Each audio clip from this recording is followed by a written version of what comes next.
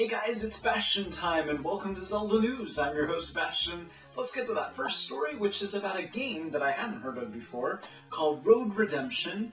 And apparently it takes place entirely on a motorcycle, but it's an action game, there's combat involved, and the developers have described it as Zelda at 100 miles an hour. Which is an they specifically liken it to Twilight Princess.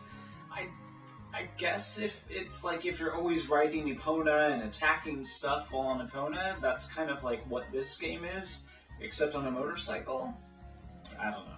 There are so many creative artists out there who are Zelda fans, and this one decided to take those very specific structures of what currency looks like in the real world and apply that to Zelda. So they created, what if there were paper currency in Hyrule, and this is pretty awesome. So we've got Princess Zelda on the 5 rupee note, and I think it's Link on the 1 rupee, and that's a greenish color. Zelda's on the 5 rupee, and that's a bluish color. Impa is on the 20, I believe, and that's a reddish color. So they got all the facts right. It's a pretty interesting idea. I could definitely see this in the real world. Speaking of art, sort of art, there used to be quite a deluge of animated parody Zelda videos that were very funny right when Skyward Sword was coming out, but those have kind of dropped off. But finally we've got a new one about Wind Waker HD, and this artist is playfully poking at if Nintendo had gone in one direction with the HD aspect of Wind Waker, how kind of terrifying it could have been.